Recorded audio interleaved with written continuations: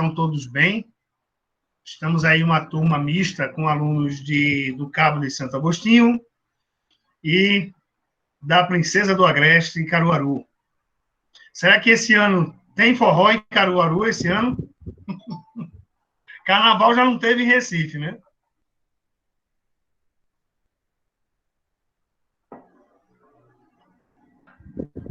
Pelo andar da carruagem, vai ter mais nada esse ano.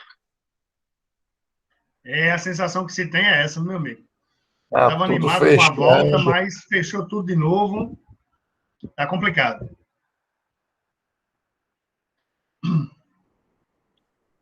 Professor, o senhor está com alguma sala aberta no AVA? No AVA, o pessoal não me colocou, não abriu minha sala ainda no AVA, tá?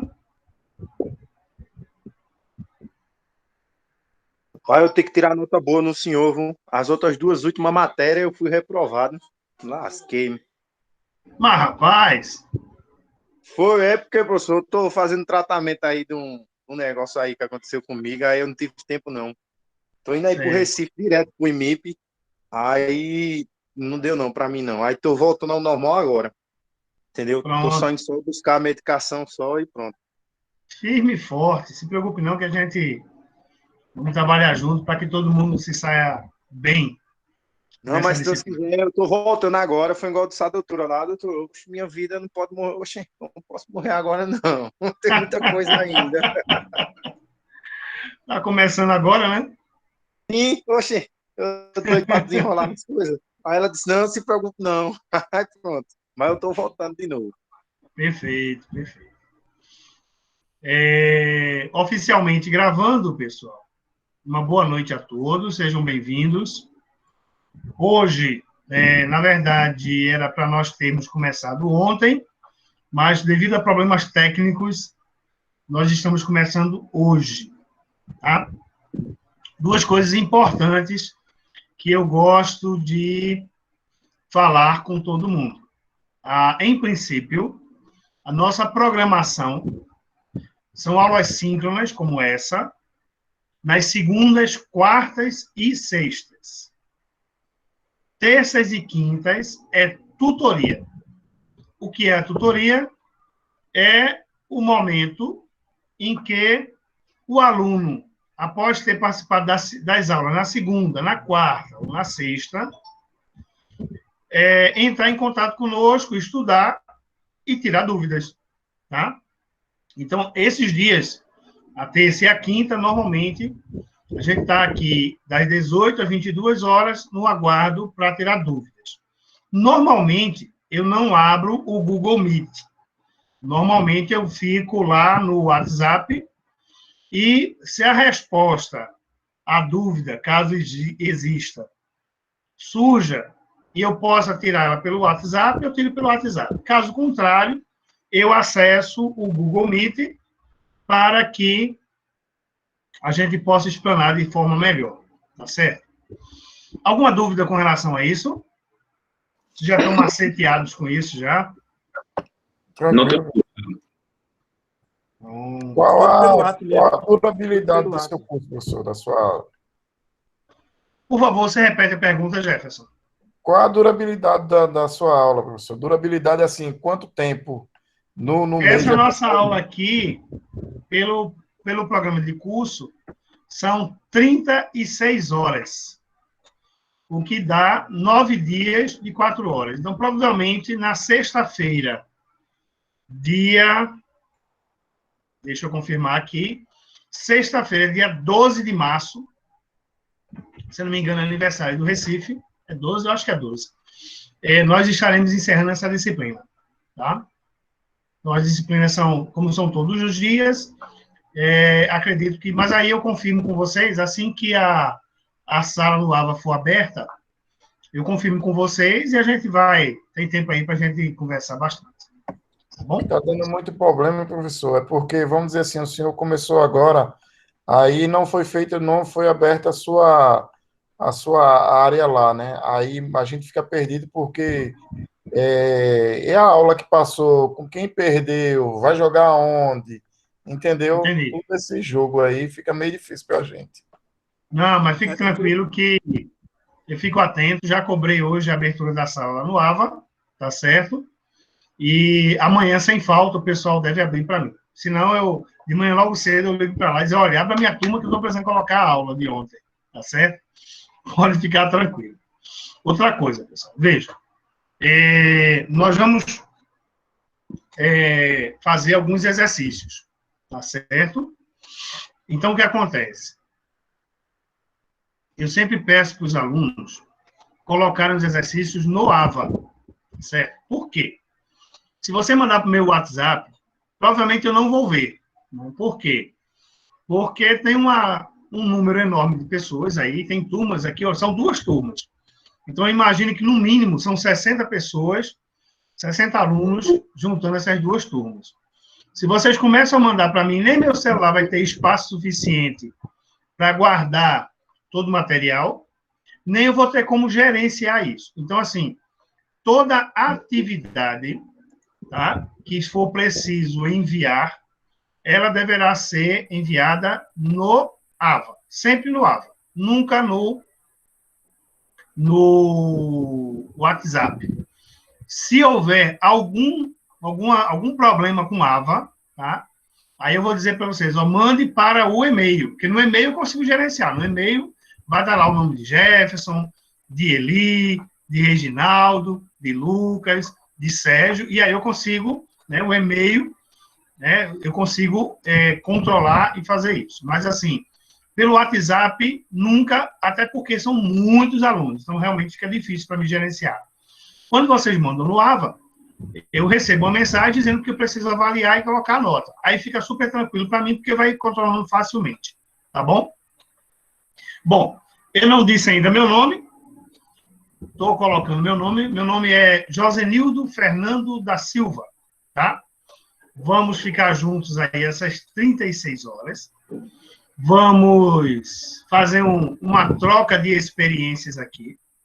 E antes de eu começar a apresentar a aula propriamente dito, alguém do grupo já trabalha na área? Vocês são todos de eletrotécnica? Tem alguém de eletromecânica? Como é que é aí? Eu trabalho como eletricista, né, numa terceirizada da CELP, mas aí por conta da doença eu tô afastado, entendeu? Certo. Eu já trabalho como elétrico. Acho que todos são eletrotécnicos aqui. Só se formando para eletrotécnico. Agora que todo trabalha, não. Não, com certeza. Eu sei que vocês estão aí em busca da formação. Pode falar, Ferreira. Eu estou fazendo eletrotécnico aqui, né? Mas a minha profissão mesmo é pintor industrial. Ótimo. Você vai ter 2 profissões agora. Pintor industrial e técnico em eletrotécnica. A minha profissão é pedreiro, né? E vou me formar em matemática agora. Aí com eletrotécnico já fica... Aí sim. Maravilha. Ô, professor, Tá essa fazendo apostila do senhor, essa apostila tá onde? No computador do senhor ou já tá no AVA? Veja, esse material aqui é uma apresentação, não está no AVA ainda, porque a minha sala não foi criada ainda. Boa noite, professor. Mas assim que for criada, eu vou disponibilizar para vocês, tá certo? Vanessa está dizendo que é estudante de engenharia elétrica, não trabalha na área ainda, inclusive quem quiser me indicar o estágio, viu? Maria, tá certo, Vanessa. Quem sabe se não aparece alguma coisa por aí, tá certo? A CELP, Vou ficar de olho. CELP todo mês abre para estagiário. Todo mês tem Olha lá. aí, Pode Vanessa. entrar no site da CELP, tem direto. Olha aí, Vanessa, uma oportunidade, tá vendo?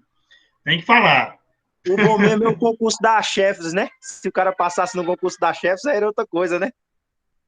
O difícil é abrir concurso nesse momento, né? Não tem concurso para área nenhuma.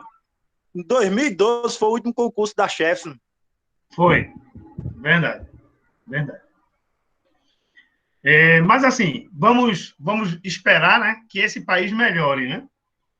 Vamos ter fé, porque não está fácil, não.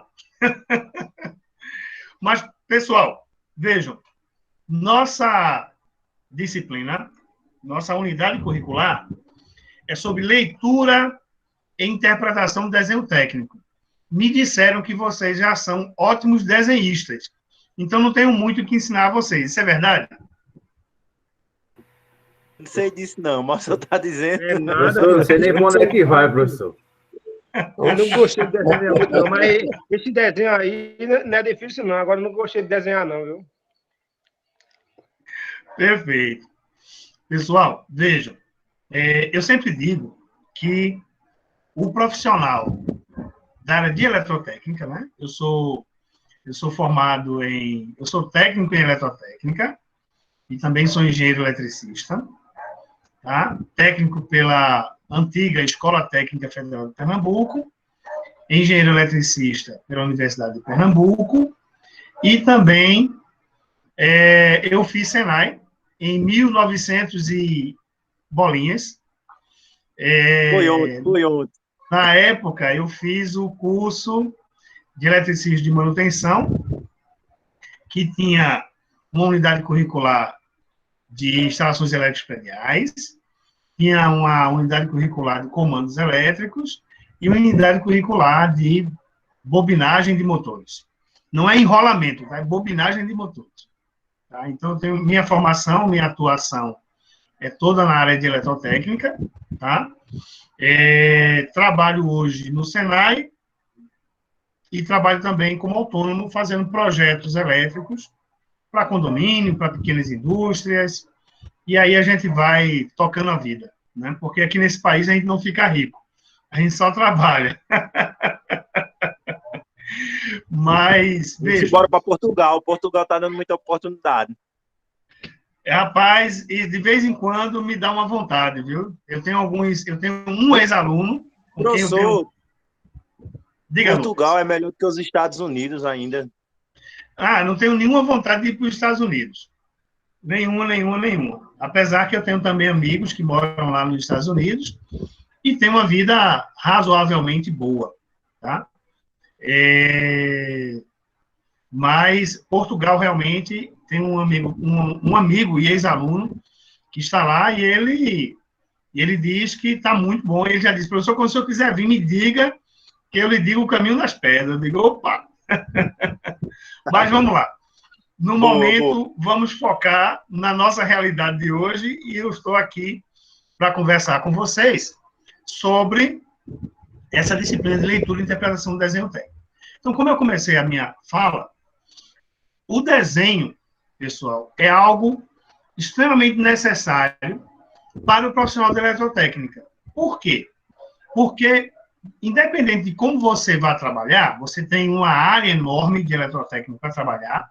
Você pode trabalhar na manutenção, você pode trabalhar na supervisão, você pode trabalhar com projetos e, em qualquer desses cenários, você terá que ler e interpretar desenho. Durante todo o curso, normalmente, quando a gente vai falar, vamos fazer a instalação de uma casa, vai ter um desenho, vai ter um diagrama elétrico ali que vai te orientar em como posicionar os componentes, como representar a ligação elétrica. Quando nós pegamos um dispositivo novo, um relé fotoelétrico, um sensor de presença, um relé horário, a primeira coisa que você vai procurar é um desenho, né, que a gente vai chamar carinhosamente ou tecnicamente de um diagrama. Eu quero um diagrama que me mostre como é que eu conecto aquele componente ao interruptor, a uma lâmpada, a uma campainha. Então, a profissão do eletrotécnico, naturalmente, ela vai precisar ler e interpretar desenhos técnicos de forma constante.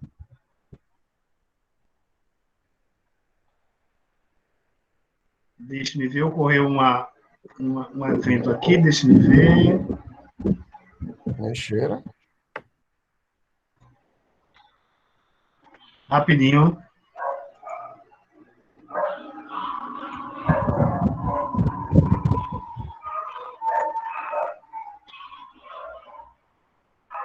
Bom, então o que acontece, pessoal?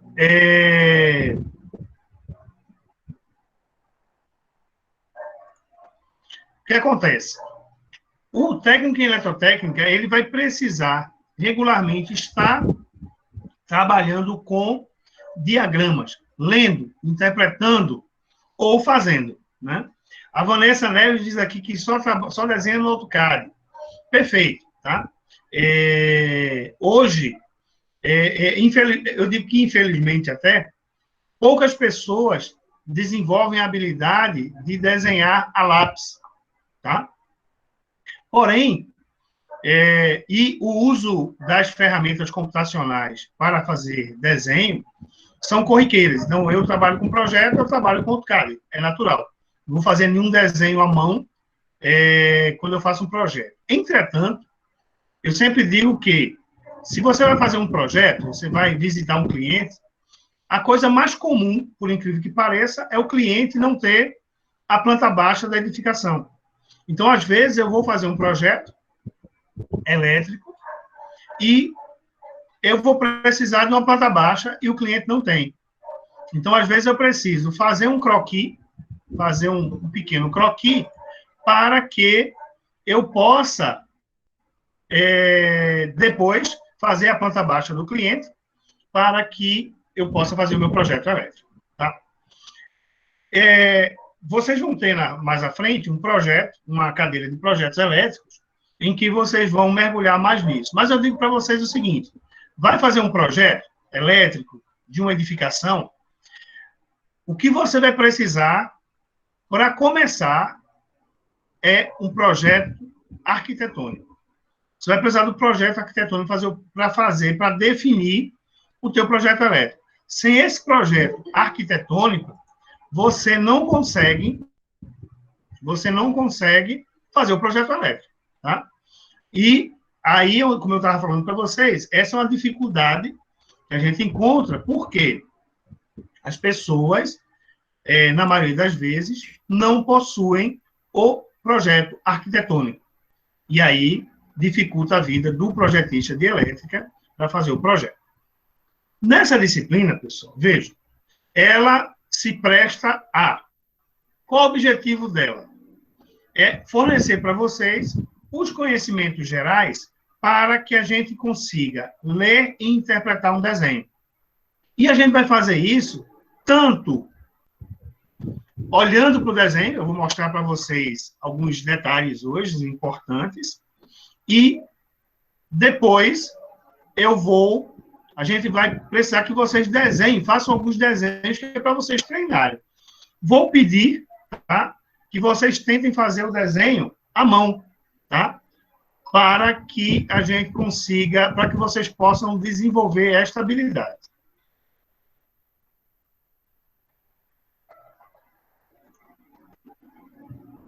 Ok. Tranquilo? Beleza? Ok. Beleza. Então, ó, como eu coloquei para vocês, o nosso conteúdo programático, tá? Ele está aí, posto para vocês, com um monte de elementos. Algumas coisas de matemática, algumas coisas de desenho, vamos falar de planta baixa hoje, vamos falar de escala. Na verdade, algumas dessas coisas são misturadas, a gente não vê separado, né? Até porque eu imagino que vocês pagaram recentemente a cadeira de matemática aplicada, não foi isso? Pagaram ou não pagaram? Botei no débito. Matemática aplicada, né? Pagou, sim. Pronto. Então, a gente, na verdade, vai usar. Eu não vou rever matemática, a gente vai usar. Mas, se tiver dúvidas, a gente tira dúvidas também sobre matemática, tá? Então, o que é que nós vamos começar a trabalhar? Vamos falar de escalas, tá? Aí você vai dizer, professor, você vai começar logo falando de escala? Por quê? Veja, as escalas, elas serão elementos extremamente importantes para que eu possa representar ou objetos muito grandes ou objetos muito pequenos, tá? Quando eu vou fazer um desenho, por exemplo, se eu vou desenhar uma caneta, se eu fizer um desenho de uma caneta, eu posso usar o que a gente chama de escala natural. Ou seja, eu posso desenhar no papel essa caneta no tamanho real dela. escala natural, tá? Porém, na hora que eu vou desenhar um objeto como uma casa, eu não tenho como desenhar a casa em tamanho natural. Por quê? Porque, obviamente, eu vou precisar, né, eu precisaria de um papel do tamanho da casa, seja lá o tamanho que a casa fosse, e ainda teria dificuldade de conseguir visualizar o desenho todo naquele papel. Então, o que acontece? Quando eu uso uma escala, o que é que eu estou fazendo? Eu estou criando um desenho proporcional ao objeto a que eu estou me referindo. Então, quando eu uso uma escala, o que é que eu estou usando? Eu estou usando, na verdade, um princípio matemático chamado proporção, tá? Então, quando eu estou desenhando, eu vou usar, na maioria das vezes, com relação aos projetos elétricos, eu vou estar sempre trabalhando em proporção. Eu vou reduzir os tamanhos para uma proporção. Da mesma forma, se eu precisar desenhar um objeto muito pequeno, eu também vou trabalhar com proporção, só que em vez de eu reduzir, eu vou ampliar. Então, às vezes, eu preciso desenhar um detalhe de um componente elétrico, de um interruptor, então eu vou precisar fazer uma escala de ampliação para que eu possa trabalhar os detalhes daquela peça. Ok? Ora, aqui eu trouxe um desenho, né, um croquis aqui, onde eu tenho aqui, ó, eu tenho aqui um croquis de uma maçaneta, né? Está desenhado aqui em 3 dimensões, tem um croquis aqui de uma maçaneta, tá? Então, essa maçaneta, eu posso desenhar ela numa escala 1:1, que a gente chama de escala natural, tá? Então, eu posso pegar essa maçaneta aqui, ó, que está aqui, e desenhar ela numa vista, numa determinada vista, num tamanho exatamente igual ao original. Por quê? Porque ela é tamanho, ela é pequenininha, cabe numa folha de papel. Tá? Ou eu posso pegar essa mesma peça e desenhar ela numa escala menor, que está numa escala 1:5, ou seja, todos os valores da peça foram à vontade. Licença, o senhor está apresentando esse Pode desenho? perguntar, Sérgio. O senhor está apresentando esse desenho porque eu não estou conseguindo visualizar, não. Você não está visualizando o desenho, não está visualizando a apresentação, o que é que você não está visualizando? Estou só escutando o senhor. Deixa eu vou... Alguém? Eu estou vendo a Alguém mais está... Todo mundo tá, eu acho que eu estou vendo também, mas eu acho que é porque ele está... Ele botou fixar.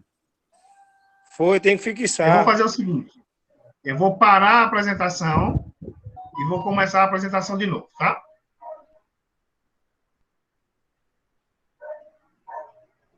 Quando é que tira isso, esse fixar? Não tem mais pessoas, aí vai ter 30 pessoas, vamos dizer, né? Eu aí tô o vendo professor tudo vai estar... normal.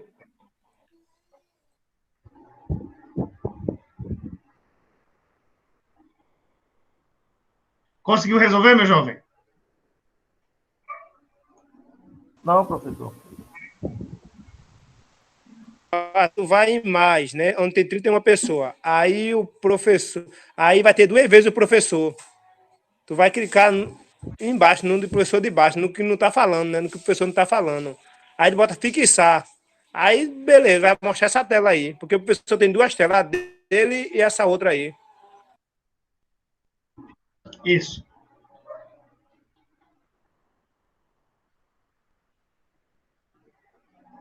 Conseguiu, meu jovem? Não, professor, eu estou explicando aqui, mas não está... Eu vou sair e vou entrar novamente, viu? Melhor que sair e entrar de volta, pô. Pronto, perfeito.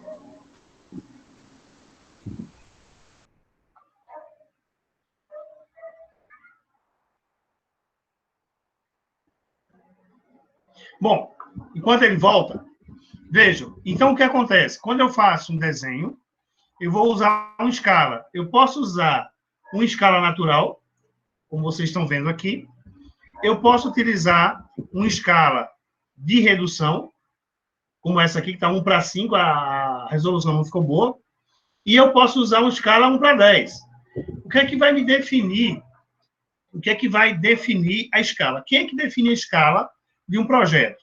Normalmente, pessoal, a gente tem alguns parâmetros. O primeiro parâmetro, quem define a escala é a empresa que eu estou trabalhando, ou a empresa que está demandando um serviço, tá? Mas o projetista também vai definir a escala em função do tamanho do papel que vai caber aquela representação. Os projetos, por exemplo, quando eu faço projetos da CELP, a CELP, na norma dela, ela pede que as plantas baixas fiquem na escala 1:100 ou 1:50. E todos os detalhes fiquem em escala 1:25, 1:20, tá? Ou até 1:10, dependendo do tamanho que eu queira representar. E aí, quando eu faço isso, eu vou atender a necessidade, né, a demanda da empresa, como pela forma de representação, tá?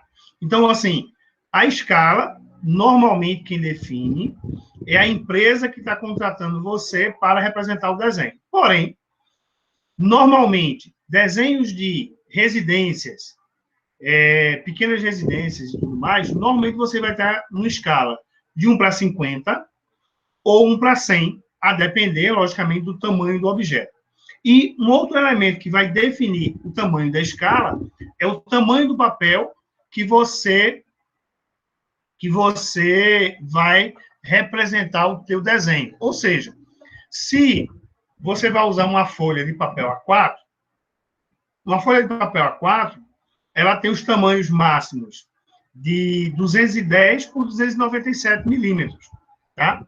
Então, se você vai desenhar fazer um desenho que tenha um tamanho maior do que esse, obviamente, eu não vou poder usar esse papel. Eu tenho que usar um papel maior. Saio do A4, vou para o A3. Não coube no A3, foi do A3 para o A2, e assim sucessivamente. Amanhã eu vou falar sobre o papel, e aí clareia isso um pouquinho mais, a gente faz uma correlação entre o uso da escala e o papel, tá bom? Perguntas até aí, pessoal? De boa, professor. O Sérgio não voltou ainda, acho que ele se enrolou lá para voltar. Bom, Sei, professor, só não queria atrapalhar sua aula, faz tempo. Ah, perfeito, perfeito. Ok, Sérgio, valeu. Veja, definindo, o que é a escala? A escala é a relação entre cada medida do desenho e a dimensão real do objeto, tá? Então, quando a gente fala de escala, eu estou dizendo que cada medida do objeto, ele vai ter uma comparação com a dimensão real do objeto, para que eu possa representá-lo no papel adequadamente, tá? Como é que eu vou fazer como é que eu vou representar? Vou representar dessa forma. A escala vai ser, ó, o valor da medida do desenho, ó, uma medida do desenho, sobre a mesma medida feita do objeto real, tá? Deixa eu só pegar uma coisa para mostrar para vocês aqui. Deixa eu guardei aqui. É um objeto que é quase uma relíquia. Vocês já viram ou usaram isso aqui? Ó. Vanessa está dizendo que sim. Salva a sua vida, né, Vanessa? Maravilha. E alguém mais, além de Vanessa? Opa, Érico já conhece aí o escalímetro. Perfeito. Escalímetro, já usei sim. Perfeito. O escalímetro é muito prático porque evita que você faça contas, né? Ele permite que você... Eu já usei muito quando eu desenhava no papel, né? Porque ele facilita bastante o trabalho do desenhista, né? Hoje, com CAD, você não tem tantos problemas assim, tá? Você só tem que fazer umas continhas para poder botar na escala correta, tá? Então, vejam. O que é a escala, pessoal? Vejam. A escala vai ser uma relação entre cada medida do desenho e a dimensão real do objeto. Então, tem aqui, ó, uma medida do desenho e a mesma medida feita no objeto real, nas mesmas posições. Então, para cada dimensão, eu tenho que aplicar a escala para conseguir fazer o meu desenho no tamanho que eu quero para caber naquele papel, tá? Vamos lá. Os tipos de escala. Veja, as escalas de redução é onde o numerador é igual à unidade. Então, veja, essas são as escalas, tá? As escalas padronizadas pela ABNT. Em princípio, são as escalas 1 para 2, ou seja, eu vou estar fazendo um desenho com a metade do tamanho do objeto original. Escala 1 para 5, estou fazendo um desenho com 1/5 da medida do objeto. 1 para 10, estou fazendo um desenho que ele vai ter 10 vezes o tamanho, ou seja, vai ser 10 vezes menor do que o objeto. Normalmente, pessoal, o que é que a ABNT recomenda? Que use essas 3 escalas ou múltiplos dela sempre multiplicando por 10. Então, eu posso usar 2 vezes 10, 20, 2 vezes 100, 200, 2 vezes 1000, 2000, e assim sucessivamente. Então, aqui eu representei 1 para 20, 1 para 50, 1 para 100. Nos desenhos arquitetônicos, como eu falei para vocês, a maioria das vezes, a gente trabalha com plantas baixas que vão estar numa escala de 1 para 50. Tá? Maioria das vezes. Ah, professor, mas sempre vai ser assim? Pode ter escala diferente? Claro. Eu já vi planta baixa, plantas grandes, de casas grandes, em escala 1 para 100, em escala 1 para 150, 1 para 200, tá? Isso vai depender muito do tamanho da casa. Então, se você mora numa mansão que tem lá 500 metros quadrados, aí você vai ter que utilizar uma escala de redução maior para que caiba no papel, né? Ou aumentar o tamanho do papel. A Alexandra Odilon está falando aqui escala 1 para 75. Tem. A escala 1 para 75 ela é muito usada no dia a dia, mas a ABNT não recomenda, tá? Assim como tem outras escalas que são utilizadas, em mecânica, por exemplo, que não são recomendadas pela ABNT, tá? Isso não quer dizer que você não possa utilizar, tá? O ideal é que você sempre trabalhe em cima dos dados e das informações da ABNT, tá? Mas é sempre possível 1 para 25 também. Tem 1 para 25, 1 para 75. Essas escalas intermédias são muito utilizadas na prática, tá? Mas, como eu falei, eu coloquei aqui 2, 5 e 10, porque as escalas da ABNT recomenda esses aí, e não números fracionários, tá? Mas é possível. Mecânica usa muito, sem dúvida nenhuma, Hélio, com certeza. Usa bastante, tá?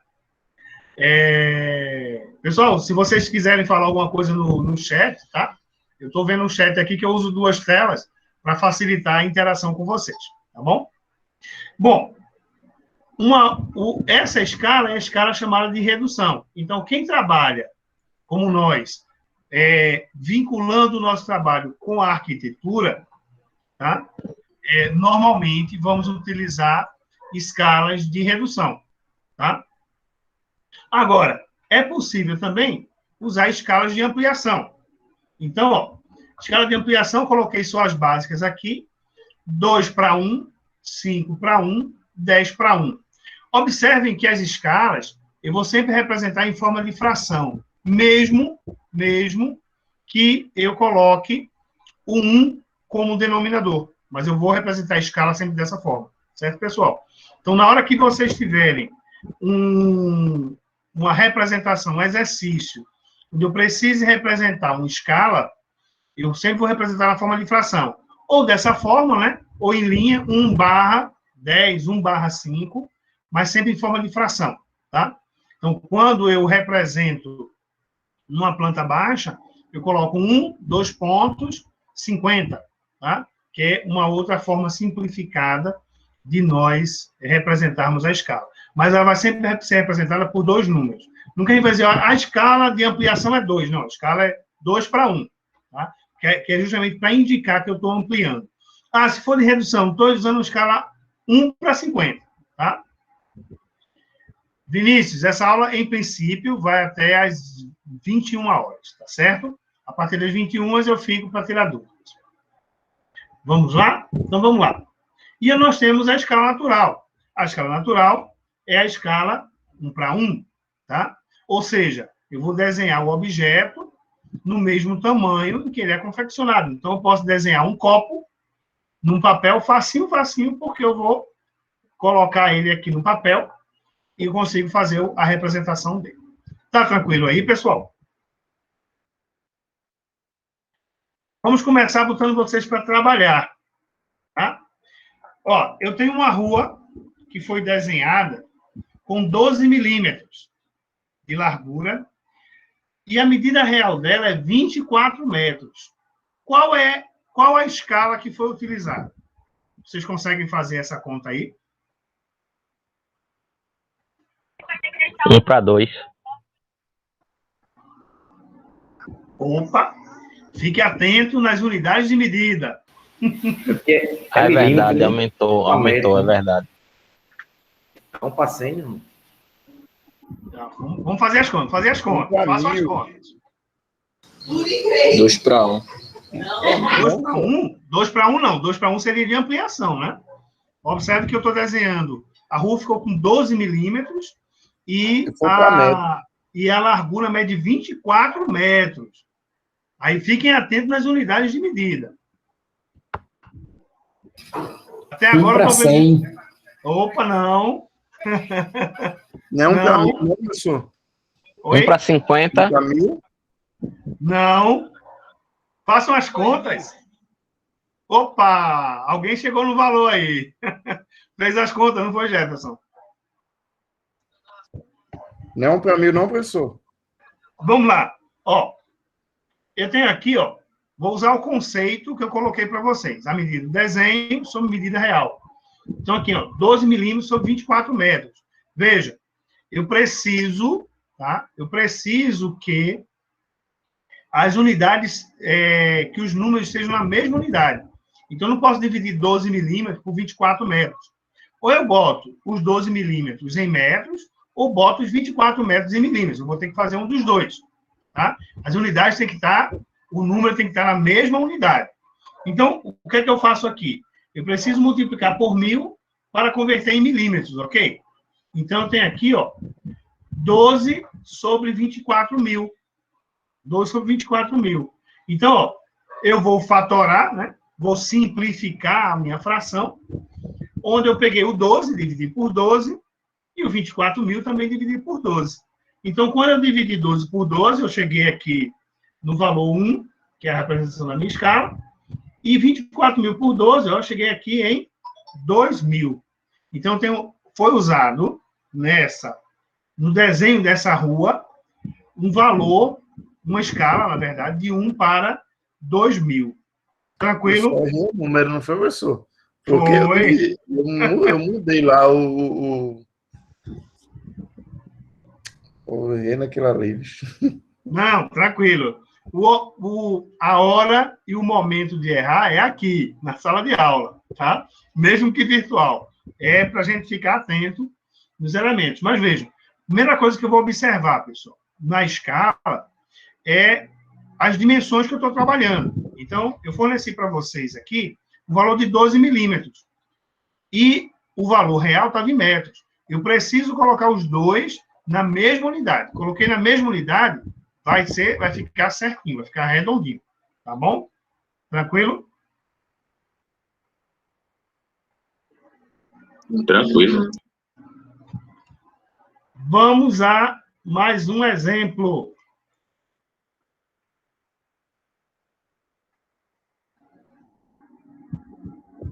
Ó, um projeto foi desenhado na escala de 1:50. A altura do prédio mede 18 centímetros. Veja que agora está em centímetros, tá? Qual a verdadeira... Eu coloquei a verdadeira dimensão dessa altura. Faltou uma palavrinha ali. Qual a verdadeira dimensão desta altura? É para vocês pensarem aí.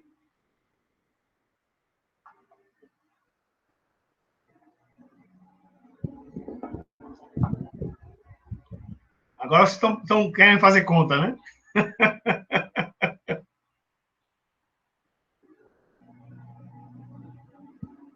E aí, já tem alguma resposta aí?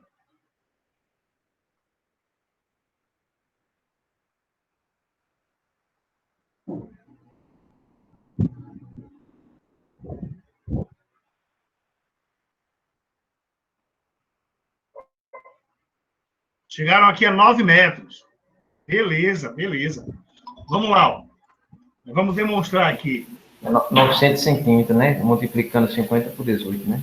Isso. Solução, ó, 1 para 50 igual a 18 centímetros sobre a medida real, tá? Estou usando a matemática para ficar bem claro a conta, né? Na prática, aí, é só pegar os 50 e multiplicar por 18, mas é bom mostrar, né, como é que isso acontece, né? Na teoria, e que na prática aí a gente vai já dando uma acelerada no cérebro. Mas vamos lá. Então, ó, eu converti 18 centímetros em metro, porque eu quero minha resposta em metros, tá? Mas é só se a resposta ficar centímetros, sem problema, tá? Mas, então, você tem aqui, ó, 50 vezes 0,18, que dá exatamente igual a 9 metros aí. Então, vocês estão, ó, parabéns aí, quem acertou aí, calculou direitinho 9 metros. Em termos práticos, pessoal, vejam, se eu tenho o valor aqui, ó, esse valor aqui está escalado, né? Tá menor do que o valor real. E eu sei a escala, se eu medir com a régua lá, em milímetros ou em centímetros, como foi no caso aqui, basta multiplicar pelo fator de escala, no caso, a planta, né, usou uma escala de redução, então basta multiplicar o valor escalado, no caso, centímetro ou milímetro, pelo fator de escala, e você vai obter a medida real, tá? Então, o que acontece? Às vezes você pega uma planta que, por algum motivo, está sem as cotas. Então, você precisa, se você não tiver um escalímetro, você vai pegar uma régua comum, né? Uma régua comum, que vai estar com as medidas em centímetros, milímetros e centímetros, vai medir e vai multiplicar esse valor medido na planta pelo fator de escala indicado no desenho, que pelo menos o projetista tenha colocado o fator de escala, né, que é obrigatório. Tá? E aí você vai achar o valor em metros para você compreender a tua necessidade. Tranquilo até aí? Vamos a mais um exemplo. Eu quero desenhar uma sala que o tamanho original dela é 6,20 metros por 3,80. Em um desenho que será feito numa escala de 1 para 50. Quais serão as medidas da sala? Queria que vocês calculassem isso em centímetros. Me dissessem aí qual o valor em centímetros.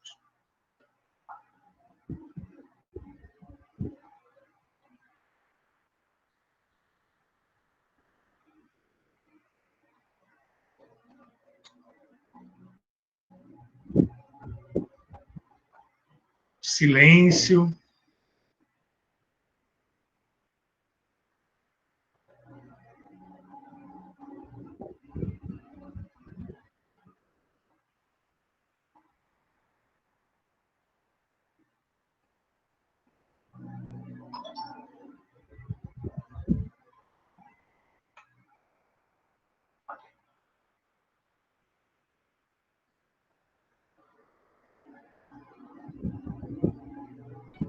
Não sei se o cálculo está certo, mas seria 12,4 por 0,76.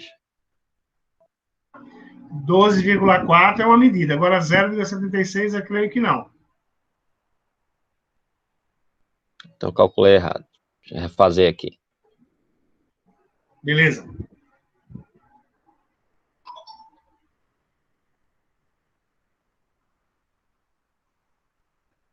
Eu estou só um pouquinho perdido nas somas aí. 7,6. Isso. Você está perdido em quê, meu jovem? Só na questão pode de repetir? calcular aí. Só na questão de calcular, só. Os metros e os centímetros. Tá, veja só. Vou colocar aqui. Aí, certo. Eu vou usar a definição, tá? Aqui o D é a medida do desenho e o R é a medida real. Isso aqui tem que estar na escala 1 para 50, tá? Então, a gente está fazendo aqui uma proporção. Eu vou multiplicar o meio pelos extremos, né? Ou seja, eu vou multiplicar esse por esse por esse. Ok? Ora, como eu quero saber o valor de D, eu deixo o D no lugarzinho dele e o R toma o lugar do 1 aqui. Então, para eu calcular isso, vou pegar a medida real e dividir por 50. Né? Eu estou demonstrando exatamente como é que a gente vai fazer. De maneira geral, em termos práticos, o que é que eu vou fazer? Pegar essa medida aqui e dividir pelo fator de escala, no caso 50. Tá? Da mesma forma, eu vou pegar esta medida aqui e vou dividir por 50. Eu só demonstrei aqui, com relação à definição que eu coloquei, que é medida de desenho sobre a medida real é igual a escala 1 para 50. Tá? Aí eu vou só fazer essa regrinha aqui. Então, o valor no desenho vai ser a medida real dividido por 50. Aí, ó, o que é que eu tenho aqui? Eu botei a medida do desenho, aí o C aqui pequenininho de comprimento, tá? 6,2 dividido por 50. Conta de padaria. 6,2 dividido por 50. Então, eu cheguei aqui, ó, dividindo isso, eu tenho 0,124 metros. Veja que eu estou dividindo uma grandeza que está em metros, 6,2 metros, por um número que não tem unidade, é um número adimensional, é 50. Então, quando eu faço essa divisão, o resultado da divisão estará em metros. Como eu pedi, eu quero que você represente essa unidade, essa dimensão, em centímetros. Tá? O que é que eu faço?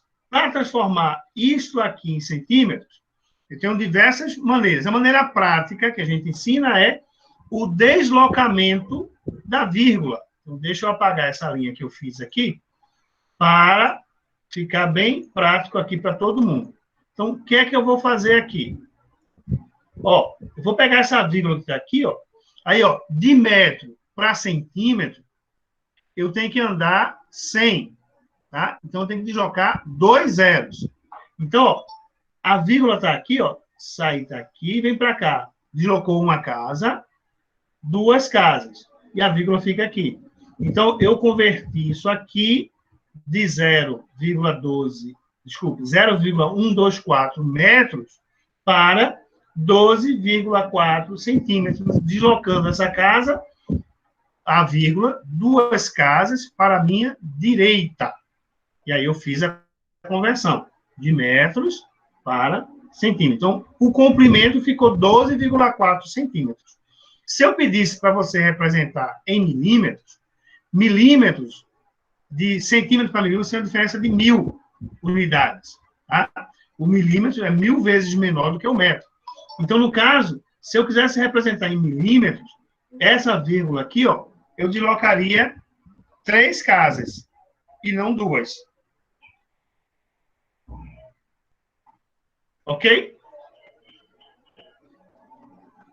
Agora, vejam. A medida aqui foi o comprimento, né? E aqui o lado da sala, você tem 3,8 metros dividido por 50. Dividir aqui, ó, eu fui para 0,076 metros. Ora, para que eu possa converter isso em centímetros, eu desloco essa vírgula aqui, ó, 2 casas. Vem para cá. Então, vai ficar 7,6 centímetros. Se fosse para milímetros, eu deslocaria 3 casas. Então, seria 1, 2, 3. E ficaria 76 milímetros. Dúvidas? Lucas, clareou para você? Clareou. E dúvidas todas. Quais são suas dúvidas? Não pergunte, que a hora é essa. Não, eu estou dizendo assim que clareou. Agora a questão é dúvidas é todas. Eu estava meio perdido, professor, porque eu estava botando mais por milímetro, né, que é 1.000. Aí a gente está medindo por centímetro e metro, não é isso? Aí eu fiquei um pouco perdido por conta disso também. Isso, exatamente. Eu pedi para representar em centímetros. Eu só não estava sabendo fazer esse negócio das vírgulas aí. Passava 2 casas ou 3 casas, né? Claro, claro. Mas isso faz parte, tá, pessoal? Qualquer dúvida, a gente está aqui para sanar essa dúvida. Beleza? A imagem do senhor caiu. Foi, eu tirei a imagem. Mas vai voltar agora. Perfeito. Eu vou preparar um exercício para vocês resolverem, tá? E aí vocês vão praticar isso bastante para a gente tirar dúvidas na quinta-feira. Ok? Olha, esse escala metro, né, que o senhor mostrou aí, não foi? O senhor tem um aí? Escalímetro. Escalímetro. É meio caro, danado, né? É meio caro ele, né? É nada, rapaz, isso é baratinho. Já foi caro. No passado, era carinho. Mas hoje você comprar no atacado dos presentes, eu acho que não chega a R$10. Às vezes, quando eu chego lá, dá vontade, eu gosto tanto que dá vontade de sair comprando. Mas veja, o que é esse escalímetro, tá? Eu mostrei e não falei. O atacado do presente que o senhor fala é aquele antes do quartel, é? Atacado dos presentes. Tem vários aqui em Recife. Eu não tem sei em Caruaru se tem. Né? Não tem um logo na entrada, né? Parece. Tem, na 232. Né? Pronto, ali tem. Isso, ali tem. Dia 10 eu vou passar lá e vou ver se tem desse daí lá. Pronto. Só para vocês, eu vou ver se consigo mostrar o detalhe para vocês aqui. Veja. Aqui, não sei se vocês estão vendo aqui, ó. Tá mostrando aqui 1 para 100, tá vendo? Isso, é 1 para 100 metros, né? 1 para 100. Aí o que eu tenho, ó? 1 para 50. Eu tenho aqui 1 para 75. Facilita muito essa régua, viu? Eu tenho aqui 1 para 20. O que é isso? Veja. Isso é numa régua só ou só tem um bocado aí? Não, é uma só. Ela é um triângulo. Ah, tô vendo agora, tô vendo. Vendo? Ela tem o formato de um triângulo aqui. Tá? O que acontece, pessoal? Para cada escala que ela tem, ela está convertida num fator de escala. Tá? Então, por exemplo, se eu medir 1 metro, tá? Se eu quero representar 1 metro numa escala de 1 para 100. Aí eu venho para cá, ó, 1 metro vai estar aqui, ó. Vou estar aqui perto de vocês, 1 metro vai estar aqui.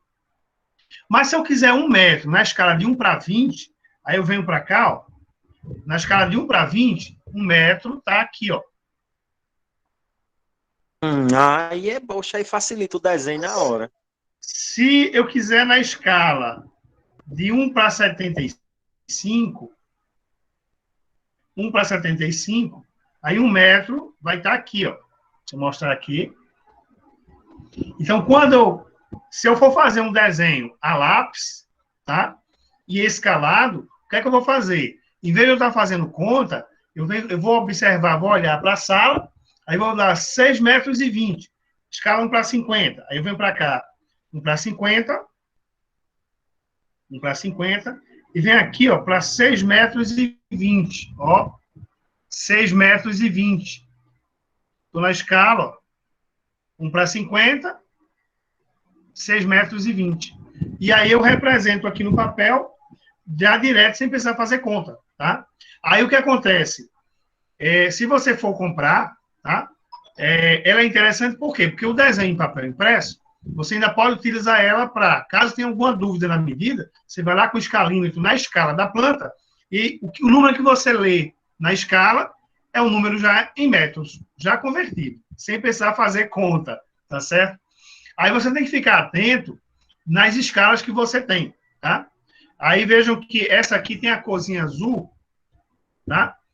Aqui nessa face aqui, e ela vai ter as escalas 1 para 100, 1 para 50, 1 para 75, 1 para 25 e 1 para 125.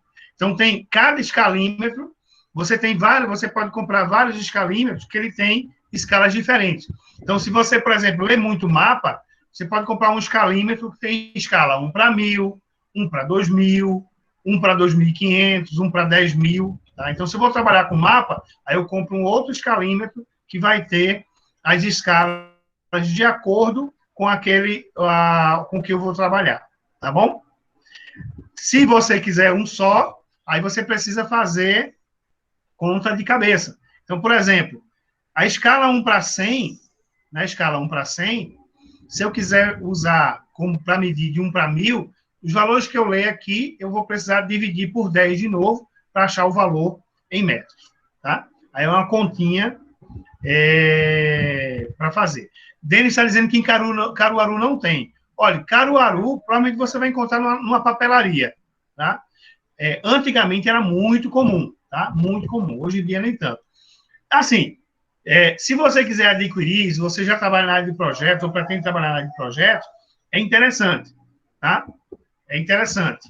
Para você ter, para numa emergência, você estar lá com a sua ferramenta pronta para usar, tá bom? Beleza. Vamos continuar aqui. No momento, a gente vai encerrar o assunto de escala, tá? Mas eu vou passar um exercício para vocês praticarem. Agora, vamos falar de um outro elemento extremamente importante, que são os sistemas de representação. Na verdade, eu coloquei no plural, tá? Mas, na verdade, a gente vai falar de um sistema de representação, tá? Que, nos desenhos arquitetônicos, normalmente a gente usa projeções ortogonais, que é um termo usado na geometria descritiva, e, porém, com os nomes ajustados para arquitetura. Bom, quem já estudou desenho, aí normalmente viu os termos vista frontal, vista lateral, vista de topo, tá? Em arquitetura vão existir as mesmas vistas, só que a gente vai dar um nomezinho, telhado, frente da casa, lateral da casa, lado leste, lado oeste. Então, você tem uma série de elementos. Então, o que é que a gente vai, nesse dia de hoje, a gente vai começar a entender? Como é que eu represento, tá?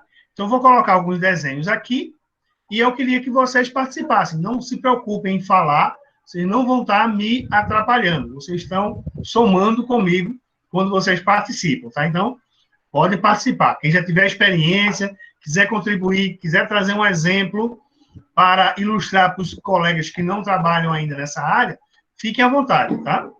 Beleza? Então, vamos lá. Veja. Aqui, pessoal, eu trouxe um desenho que eu acho bem legal, tá? E aqui eu tenho o desenho de uma casa,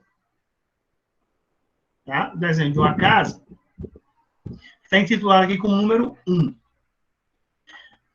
É normal, pessoal, na área de arquitetura, na área de engenharia, nós trabalharmos, tá? Nós trabalharmos com o desenho plano, tá? Para fazer os desenhos. Hoje, com os recursos computacionais, está se trabalhando muito com 3 dimensões, mas não se descarta o desenho em 2 dimensões, desenho plano, desenho bidimensional, tá? Hoje está se falando muito numa tecnologia chamada BIM, que eu confesso não domino, tá? Já ouvi falar, é interessante, mas é uma técnica de trabalhar com desenhos em 3 dimensões, tá? Em breve eu vou procurar me especializar e compreender mais essa tecnologia. Tá? Como é que é o nome da tecnologia?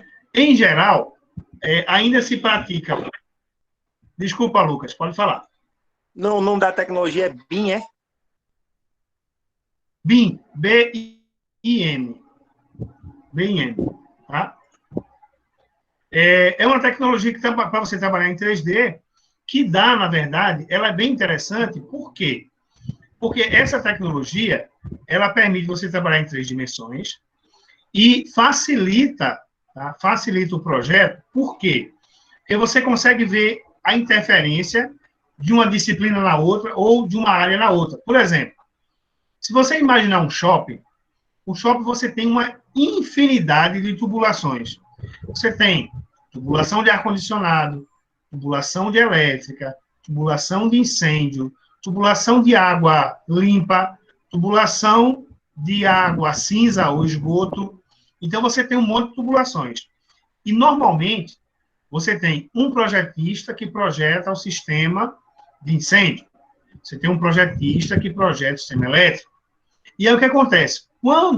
E muitas vezes, esses projetistas não se comunicam. Aí, o engenheiro eletricista coloca um duto passando aqui e o engenheiro de segurança coloca um duto passando aqui, um cruzando com o outro. E aí, na hora de construir, na hora de montar esse negócio, o cara descobre, eita, Paulo, esse engenheiro é muito burro, colocou um tubo passando dentro do tubo de incêndio ou vice-versa, né? Quando, na verdade, houve uma falta de comunicação. Então, com o BIM, qual a ideia? Você faz o projeto em 3 dimensões, consegue visualizar as tubulações, os percursos, e aí quem vai dar continuidade no projeto consegue ver exatamente onde está cada elemento, tá? Mas, por enquanto, nesse momento, a gente vai aprender a trabalhar com 2 dimensões, tá? E aí, o BIM ainda não faz parte... Tipo assim, da... professor. Isso, exatamente. Exatamente. Perfeito. Né? Então, assim, por enquanto a gente vai trabalhar com esse conceito aqui, que não desaparece com essas novas tecnologias. Na verdade, ele vem a se somar. Tá? Mas veja, aqui eu tenho um desenho de uma casa, e aqui a gente vai fazer uma projeção. Nessa projeção 1 aqui, a gente representa o telhado. Veja que o telhado é inclinado, e eu estou representando ele aqui chapado, ele plano. Tá? Aí eu pego essa minha casa aqui, ó, eu vou girar ela, girei, a face dela ficou aqui, ó, e eu vou representar essa face neste plano. Então, aqui eu tenho a visão do teto, aqui eu tenho a visão frontal, e aqui eu peguei agora essa minha casa, girei ela, na verdade, girei ela, de forma a eu poder ver esta lateral. E eu desenho essa lateral aqui também, planazinha. Observe que tem uma inclinação aqui que não aparece aqui, tá? Essa inclinação aparece nessa vista, mas não aparece nessa vista nem nessa vista. Então, vejam, aqui eu vou ter uma planta de coberta, eu vou ter uma vista frontal, uma vista de frente, e aqui eu tenho uma vista de lado ou uma vista lateral esquerda. Dependendo da casa, pessoal, eu vou precisar colocar ou desenhar todos os lados. No caso aqui, ó, eu estou desenhando, na verdade, essa frente, que é um lado da casa, aqui, e esse lado aqui. Eu não estou desenhando esta parte de trás, nem estou desenhando o lado de cá. Professor, como é que eu vou identificar isso? Bom, normalmente... Diga, Jefferson. Tem como se eu mudar o laser, botar um laser, o senhor está rodando e a gente não está vendo. Eu creio que eu não estou vendo onde o senhor está passando com o marcador. Está entendendo? Perfeito. Bota ele um pouco mais grosso. Aqui pronto, melhorou? assim, ficou melhor agora. Aí sim. Pronto. Valeu. Aqui, ó. Beleza. Então, ó, aqui, pessoal, o que é que eu tenho? Aqui eu estou desenhando, eu peguei o teto, tá, ó, desenhei o teto aqui, ele ficou aqui embaixo, tá? Depois eu peguei essa casinha aqui, ó, girei ela e coloquei a frente dela nessa posição e representei ela no papel aqui. Por fim, eu peguei, girei essa casa de novo e desenhei esta lateral aqui. Como eu estava falando há pouco... Essa porta é a traseira dela, né? Desculpa, essa porta aqui... Não, na terceira imagem é a traseira, né? Na terceira imagem, você está vendo essa lateral aqui, ó. Essa lateral está aqui. É a janela. Uma janela. Beleza, beleza. É isso que eu estava dizendo, veja. Nesse desenho aqui, eu estou colocando só 3 vistas. Uma vista frontal, uma vista de topo, que é o teto, uma vista frontal, que é a frente da casa, e uma vista lateral. Então, o que acontece? Se, por exemplo, essa frente for muito diferente da parte de trás, no desenho arquitetônico, o arquiteto, ele vai desenhar a parte de trás também, porque ele quer colocar os detalhes, tá? Ele vai precisar colocar os detalhes. Tá? Então, à medida que a gente vai querendo, eu vou ampliar mais. Mas vejam que eu fiz um outro desenho aqui para mostrar, vou mostrar a mesma coisa de forma diferente, tá? Vejam, eu estou colocando aqui, ó, o teto, tá vendo aqui, ó? Estou vendo aqui o teto. Aí eu peguei esse teto aqui e vou girando ele, vai girando, girando, ficou de frente. Aí desenhei a frente da casa. A portinha aqui, uma janela. Peguei essa mesma casa, girei ela, ó, girei ela aqui e representei aqui a lateral da casa, tá? Fiz 3 vistas. Normalmente, pessoal, vamos ter aqui, ó, no desenho, essas 3 vistas, que podem, no caso aqui, eu estou representando aqui no mesmo papel, né? Então, tem aqui, ó, a vista do teto, a vista frontal, e eu tenho aqui uma vista lateral, tá? Em muitos casos, essas 3 vistas são suficientes para que eu represente uma casa, tá? Na maior parte dos casos. Existem casos em que eu eu preciso representar mais coisas. Existem situações, por exemplo, que eu preciso desenhar o piso da casa, né? Ou o subsolo, se ela existir. Jefferson, quer falar alguma coisa? Quer contribuir? Não, você só está aberto aqui, desculpa aí. Não, tranquilo. Eu pensei que você estivesse esperando um momento para falar. Vanessa, você que é experiente com CAD aí, pode trazer sua contribuição.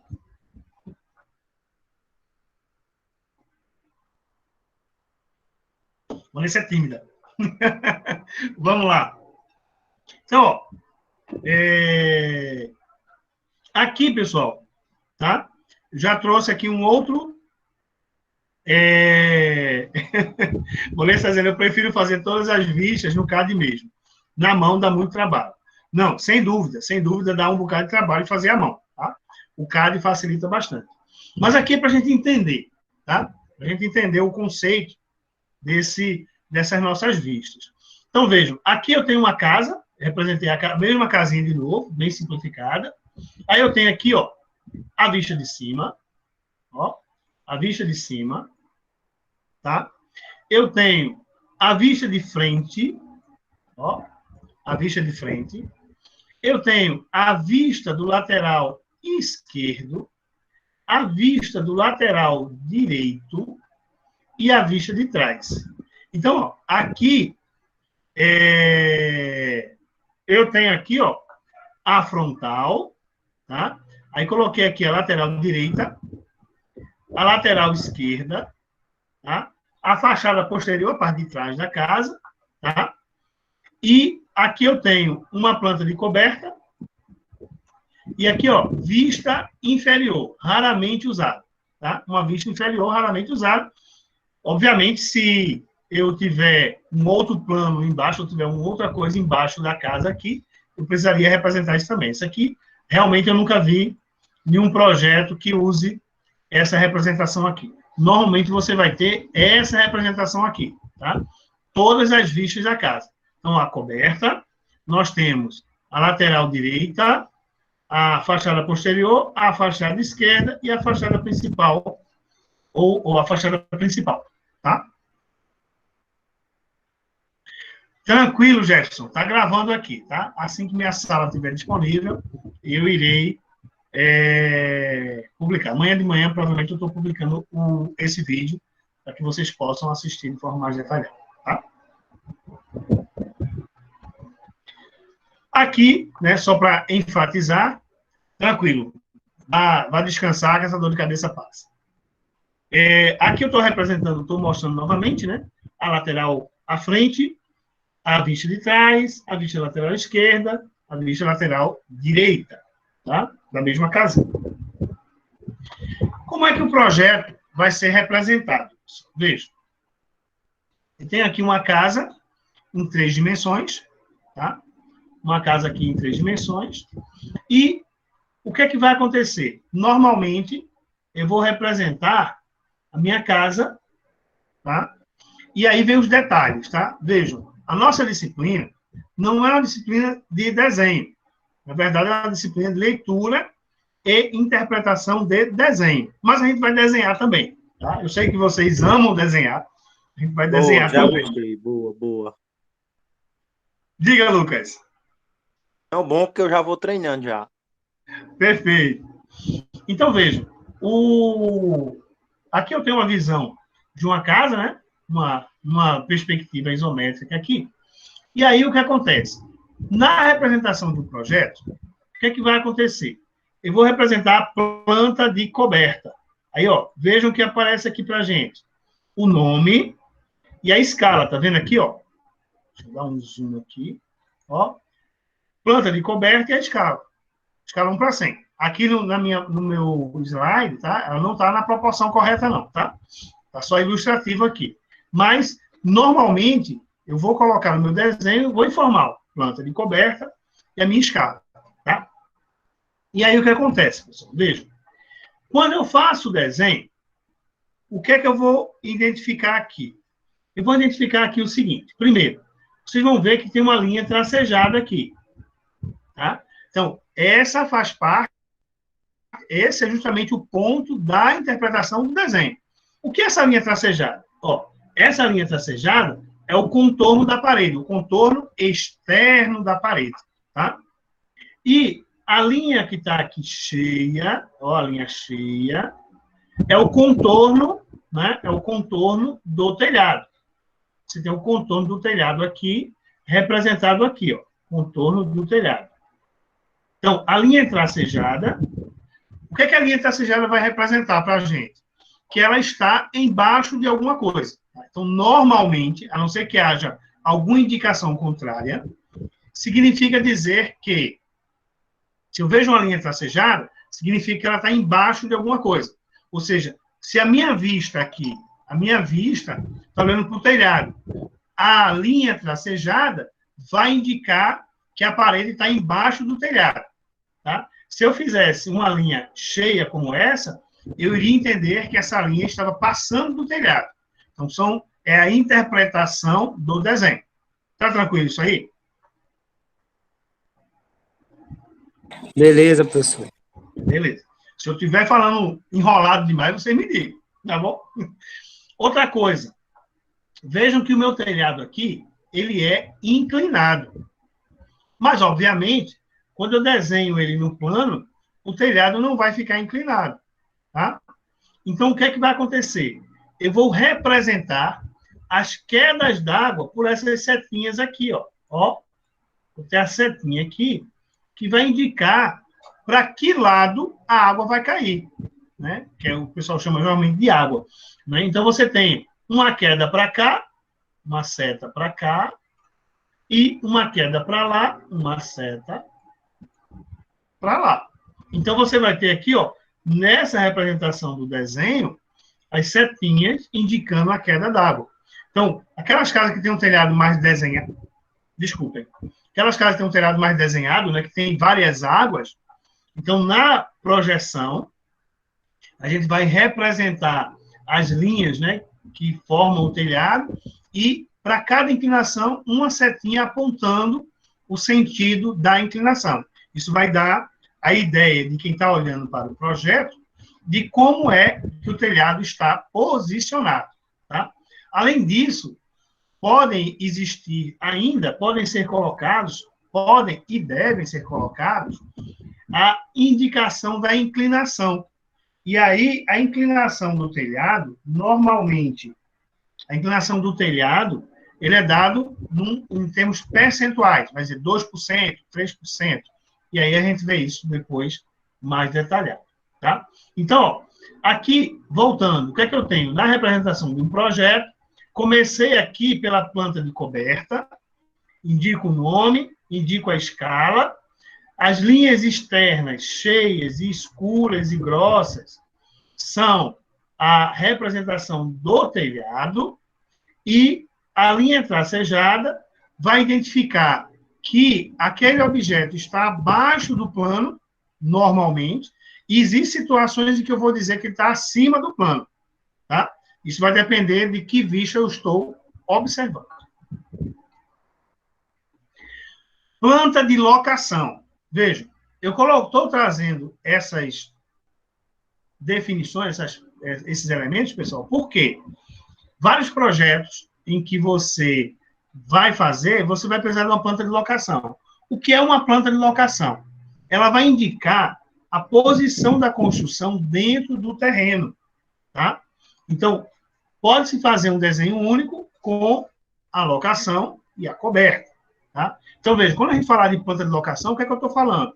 A planta de locação, ele vai mostrar todo o contorno do desenho, desculpe, todo o contorno do terreno e onde a casa vai estar localizada. O afastamento da casa para o muro, né? A lateral, os fundos. Né? Ou em bom pernambuquês. Vai mostrar se tem oitão, vai mostrar se tem quintal e se tem terreiro. Quintal na frente, terreiro atrás, oitão do lado. Vocês entendem essa linguagem também, não entendem? Vamos lá. Ó, eu acho que essa é a mais fácil que tem. É a mais fácil, Lucas. Então, veja.